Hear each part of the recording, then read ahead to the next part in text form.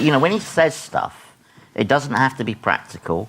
It doesn't have to be true, because he's a liar. He's a liar and he's a racist. He's a friend of Piers Morgan's. There's... No, come on, no. Piers Morgan said he was. No, Andy, no. Piers has got no friends, you know that.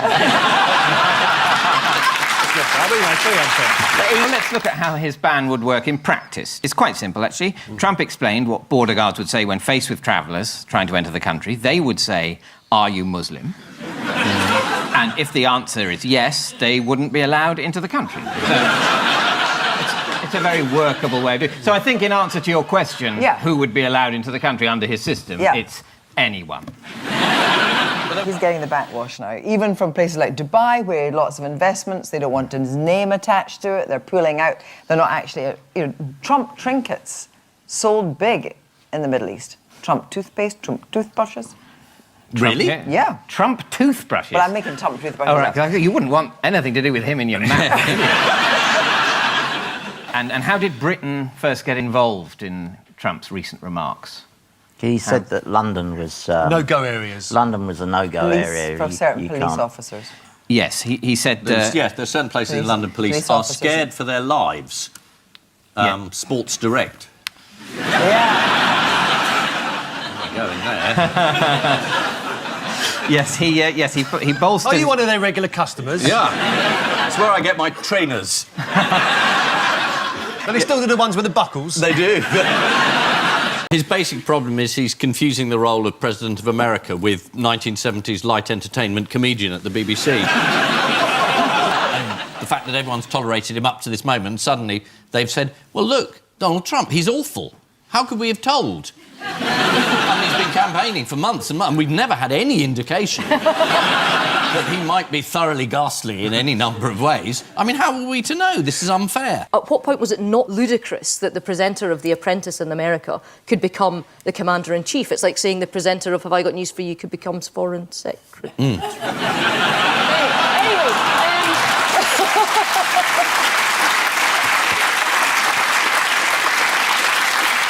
I'm sure that loyalty will be rewarded. What was Donald Trump's latest contribution to the health of Americans? He mused aloud whether it would be a good idea for people to inject disinfectant into themselves or to perhaps even drink it to clean out their lungs.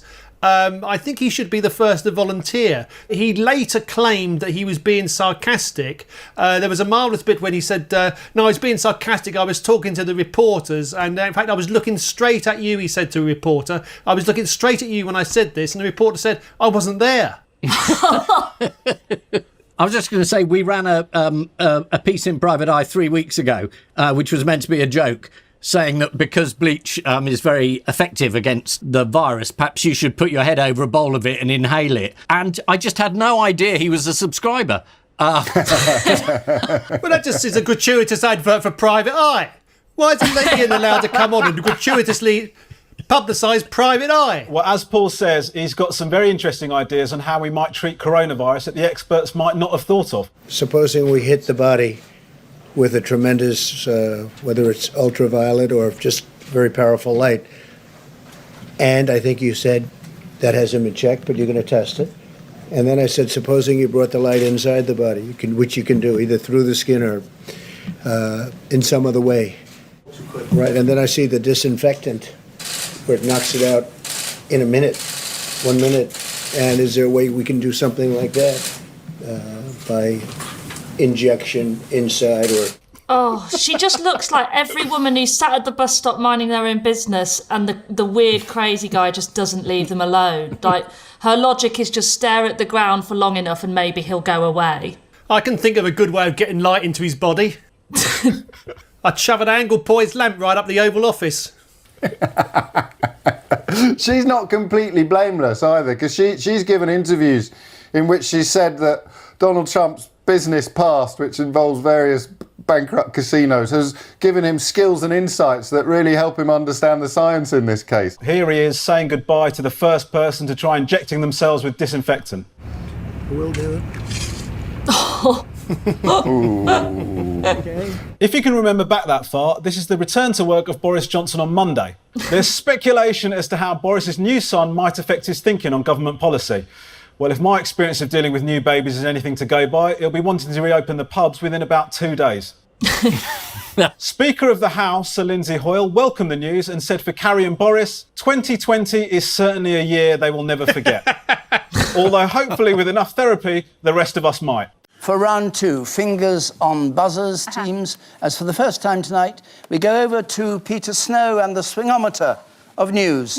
David, thank you. What I can definitely say is that it's turning into a very bad night for Ian. Even at this early stage, you can see this dramatic swing to this rather fascinating curio. So, yeah, there's a new book come out which indicates that Donald Trump cheats at golf like he does at everything else. He's got caddies that he's specifically trained to sort of lie for him. He's got balls hidden all around. He once claimed to win a golf tournament while he was playing at another golf tournament 87 miles away. He has no shame gene, so it doesn't matter to him. He doesn't think, oh, you know, how pathetic that I should be cheating at golf. He thinks as long as he's won, that's all that matters. If that's his only flaw, you know. Do you know who the sports journalist was? Yes, somebody Riley. Rick Riley. Rick Riley. Do you know what the book was called? Everything you need to know about Trump you can learn from how he plays golf, something like that. Commander-in-Chief. Commander-in-Chief, that's it, yes. How golf explains Trump, That's yes. right. And do you know what Riley said about Trump in particular? Well, he's notorious for lying about his scores and... Cheats like a mafia accountant. Yes. He does walk around like a mafia don, doesn't he, with the overcoat and stuff, you know. What did Trump say to a golfer who was foolish enough to beat him at golf? He said, it's all right. I've got a supermodel girlfriend and my own Boeing 7. One of his golf courses in Florida has a plaque on the wall saying he was the 1999 championship winner. Why is that a problem? Well, because he didn't play at that championship. Is this the one where he was playing 87 miles away? That's because the golf course wasn't open in 1999. Oh, it wasn't open. Who's been caught lying this week in a possible attempt to get closer to Trump? The Attorney General? Is it somebody from this side of the Atlantic? Give you a hint, it's a Chinese woman. Oh, yes, the lady that went into that, whatever that resort is called that he owned, she went in there with all sorts of software and tried to log onto the internet or something and steal all sort of sensitive data. That's correct. Yeah. According to the BBC, she told staff she was there to use the swimming pool, but the Secret Service agent called Samuel Ivanovich noticed that she was carrying 4 mobile phones, a laptop, an external hard drive and a thumb drive with a computer virus on it, but no swimsuit. Other than the truth, what else has Trump been struggling to say this week? Oh, he can't say the word origins. Let's just have a look. No collusion, no obstruction. I hope they now go and take a look at the oranges of the investigation, the beginnings of that investigation. You look at the origin of the investigation. Comes out as oranges. Talking about his suntan. Yes, indeed, yes. And maybe the colour of the suit he'll be wearing in a couple of years' time.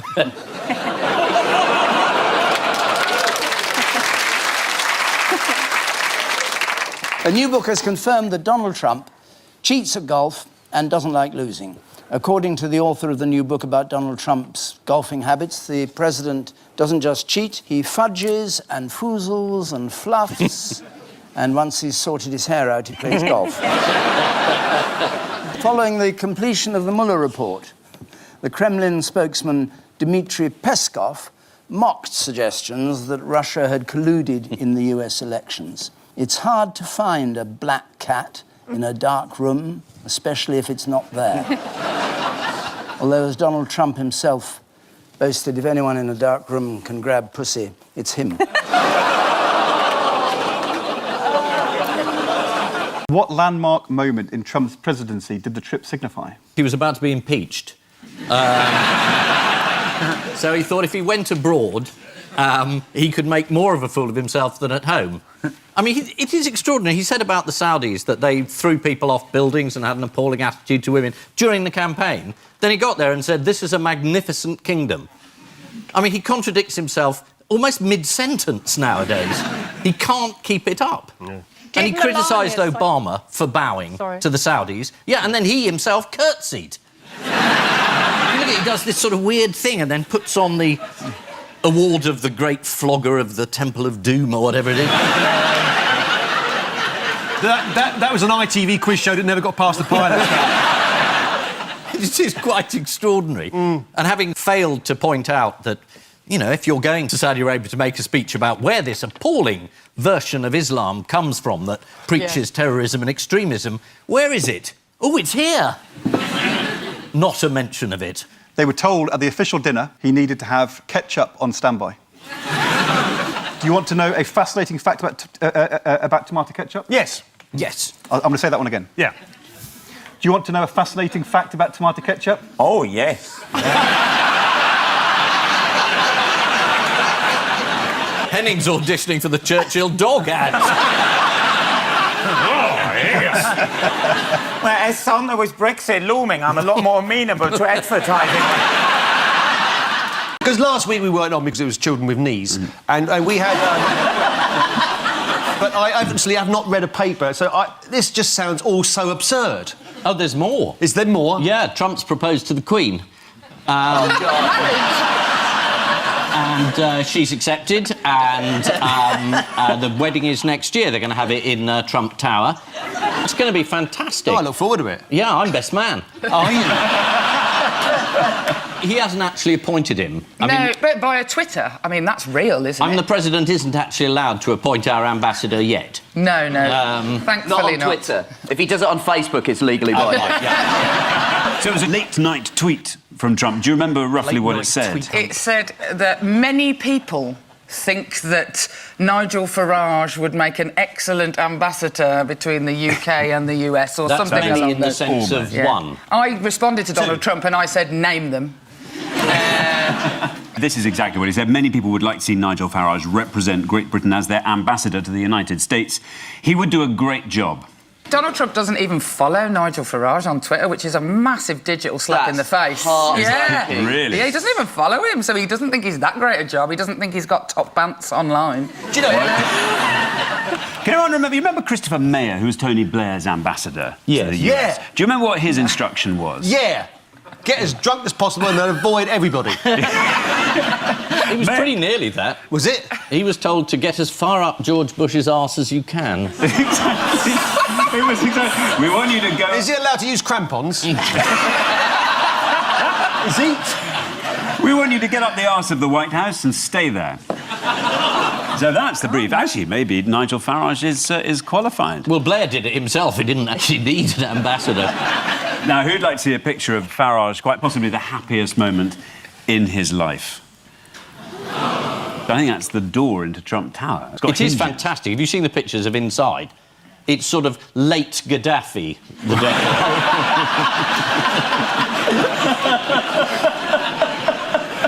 Perhaps early Saddam, but it's a riot of vulgar dictator chic. It is. Meanwhile, how is Theresa May's special relationship with Trump coming along? Very good. Very good. He said to her, if you're ever over, do drop in. Let me know. Made that up. That was it. If you're coming over, let me know. That's what you say to the couple you don't like on holiday, isn't it?